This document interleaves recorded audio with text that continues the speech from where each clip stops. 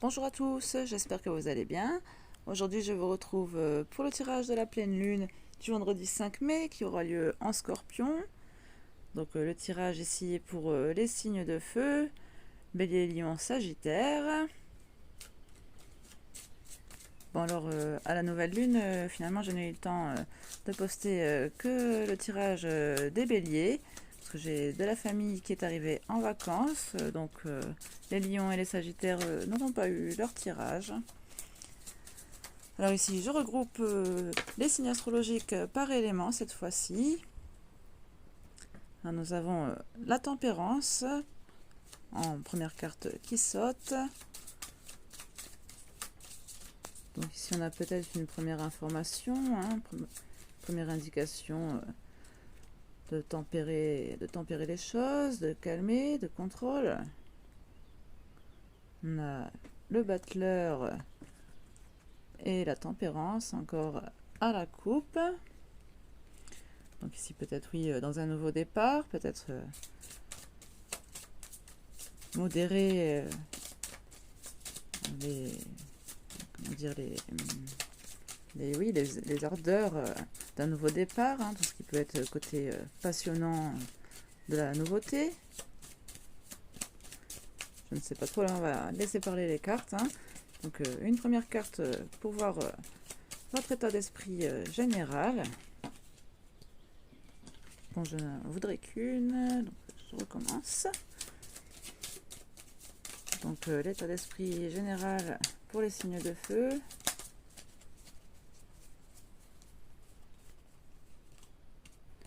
On a la force,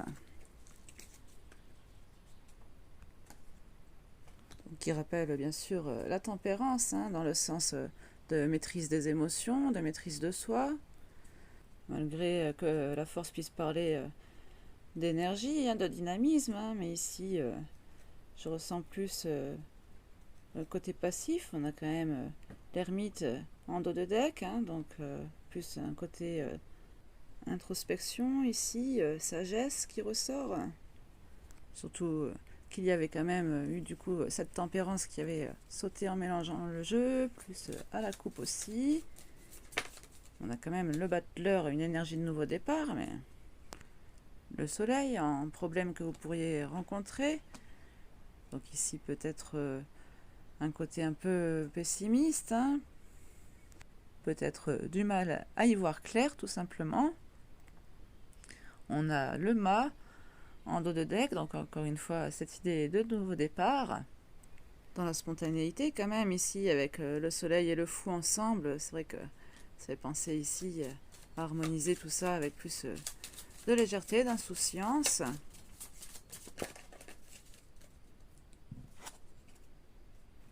Donc ici en carte de soutien, j'ai la papesse. Donc la papesse qui parle de vous fier à vos intuitions. Surtout qu'on a quand même l'impératrice en dos de deck. Donc ici oui, tout ce côté intuitif, faire confiance à vos ressentis. La papesse fait preuve aussi de sagesse. Ici on a peut-être un réalignement grâce à une certaine forme d'introspection.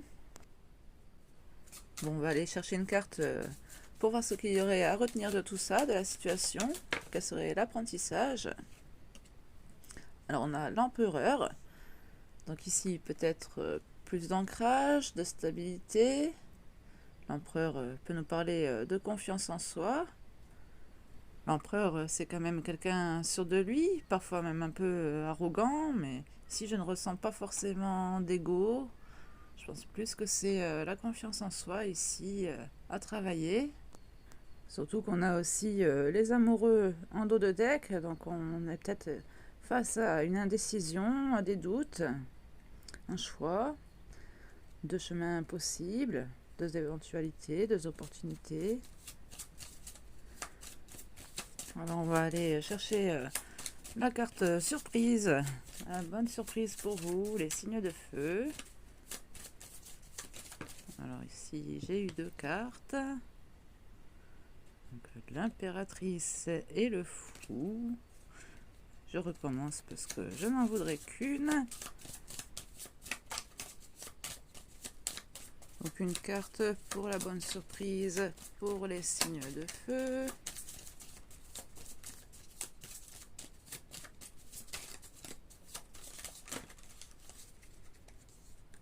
Le mât, donc nous avons bien un nouveau départ. Ici avec le fou, hein, donc le mât, le fou. Donc peut-être ce nouveau départ dans la légèreté, dans l'insouciance. On a le battleur en dos de deck, donc encore ce nouveau départ avec tout le potentiel à disposition, hein, dont vous pourrez profiter pour ce nouveau départ. Le battleur est celui qui a toutes les cartes en main pour pouvoir faire ce qui lui plaît, démarrer ce dont il a envie, ses nouveaux projets, tout ce qui peut lui tenir à cœur. On a cet élan de jeunesse quand même ici, hein. Avec l'amoureux aussi, on avait cet esprit de jeunesse, d'ouverture de cœur et d'esprit, avec un esprit frais. Donc quelle serait la carte conseil pour vous les signes de feu? Une carte conseil. Eh bien nous avons les amoureux, enfin l'amoureux.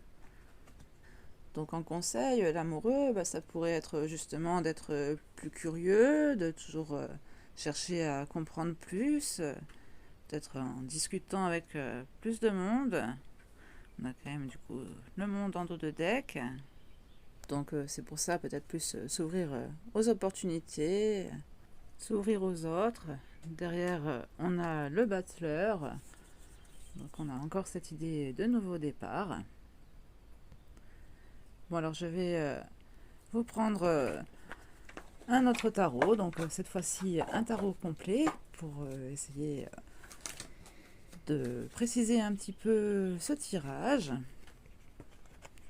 Alors, on a la force qui a sauté directement, donc on avait déjà eu tout à l'heure pour votre état d'esprit général. Oh et décidément les amoureux.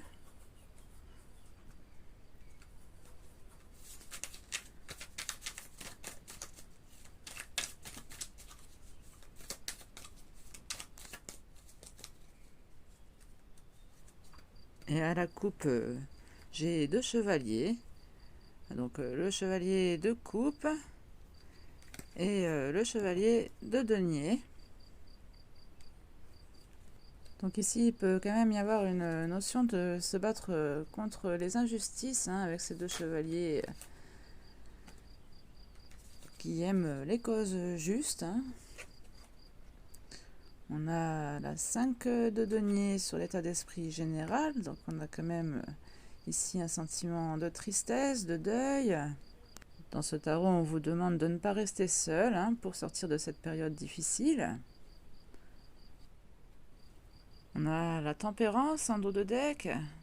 Ici, on voit ce personnage se reposer sur ce poisson dans le ciel. Peut-être un point de connexion ici entre le terrestre et le spirituel. Alors, sur les problèmes que vous pourriez éventuellement rencontrer, on a donc une 5 d'épée. Donc ici, vous voyez peut-être effectivement les choses un peu de façon négative ici, hein. La 5 d'épée, c'est quand même une carte de prise de tête. Alors qu'on voudrait peut-être tout simplement profiter des douceurs de la vie avec cette reine de denier. De ce qu'on a acquis aussi, hein, ce côté sécurité matérielle, sa stabilité. On a peut-être aussi cette notion de lutte pour garder ce que vous avez acquis, hein, ce que vous avez durement acquis. Alors, sur la force qui pourra vous aider, qu'est-ce qu'on peut avoir comme précision?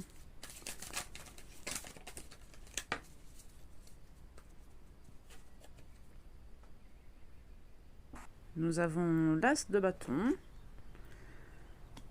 Donc votre force ici, ce serait d'être passionné dans ce que vous faites, hein, dans un nouveau départ, hein, avec l'as, encore une fois, on a un nouveau départ.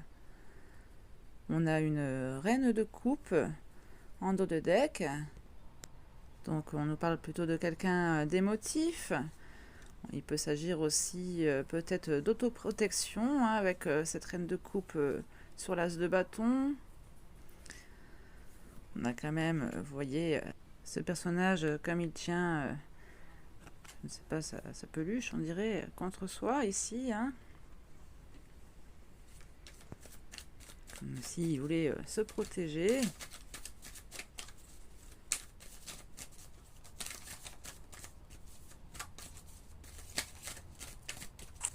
Alors sur l'apprentissage, la leçon que vous pouvez en tirer, on a la 2 de bâton qui nous parle dans ce jeu de se méfier des illusions. Et moi ici je la ressens plus comme pouvoir se regarder dans la glace. On a en plus la 7 de denier en dos de deck, donc qui nous dit aussi de pouvoir être fier de soi après avoir procédé avec calme. Bon bah ça aura été rapide, on a la 2 de coupe sur la bonne surprise. Donc ici on nous parle d'âme sœur tout de même, de nouveau départ et d'âme sœur, donc c'est plutôt une bonne chose.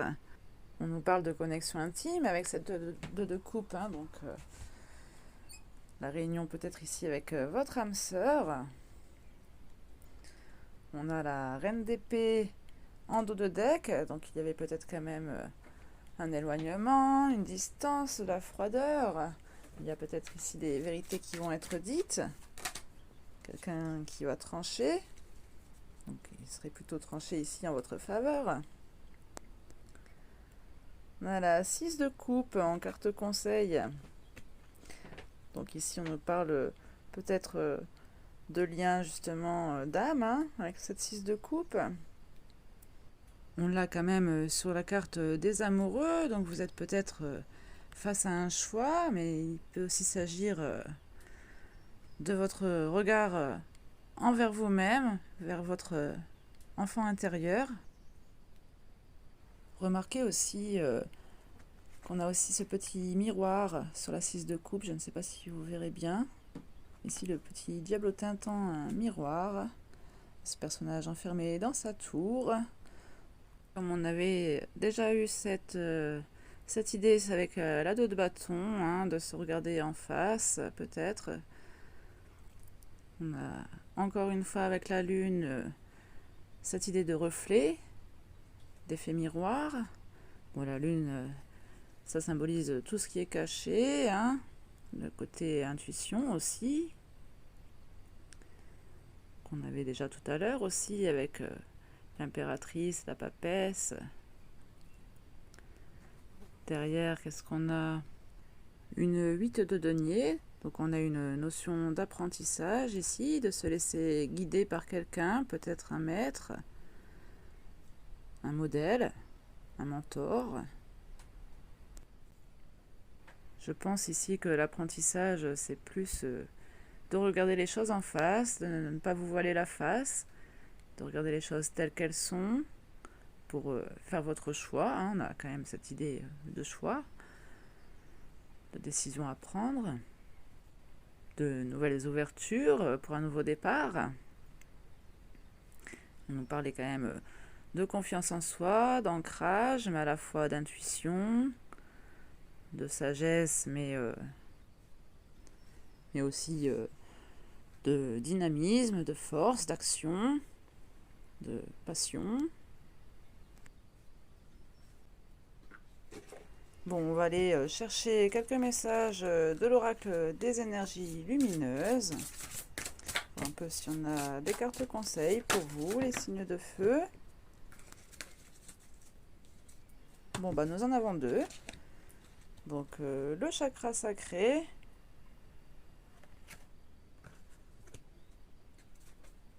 Alors je vais vous lire les 2 paragraphes du livret, donc toujours en commençant par le second.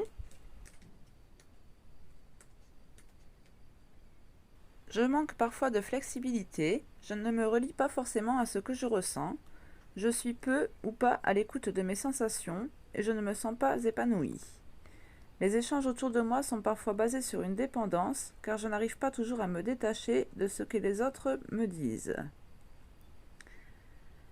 Je prends du plaisir dans ma vie et j'arrive à maîtriser mes émotions. Voilà, c'est la force qu'on avait en état d'esprit général ici. Je suis connectée à mon corps et je suis capable de ressentir les choses quand ça ne va pas. Je sais ce que je veux et je suis décidée à entreprendre et à réaliser mes désirs. Je sais profiter pleinement de la vie et de ce qui m'entoure. Donc on vous parle bien de faire confiance à vos ressentis pour entreprendre vos projets, réaliser vos désirs. Je ressens, j'ai du plaisir, je suis créateur, créatrice de ma vie. Comment me sens-je face au monde qui m'entoure ? Quelles sont mes relations avec les autres ?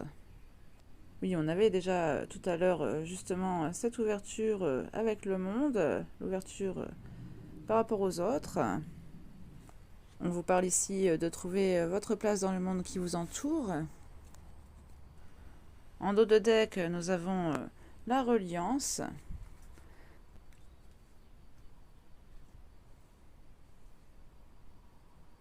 J'ai besoin de travailler ma reliance à la vie, à la nature, aux autres. J'ai l'impression qu'il me manque quelque chose, que je cherche constamment sans trouver. Je ne trouve pas ma place dans ce monde et j'essaie, en vain, de chercher sans comprendre. Mais j'ai besoin de me déconnecter et de prendre le temps. Parfois les choses simples sont efficaces pour pallier ce manque, comme lire, méditer, apprendre, écrire. J'ai le sentiment que beaucoup de choses se sont accélérées dans ma vie et je me sens connectée à mes valeurs et à ce monde. Je suis épanouie dans mes relations aux autres. Mon enracinement me permet de profiter pleinement des choses en conscience. Je suis totalement présent dans ce que j'entreprends, que ce soit mes activités actuelles ou mes projets futurs. Et donc la deuxième carte qu'on avait, c'était le regard intérieur.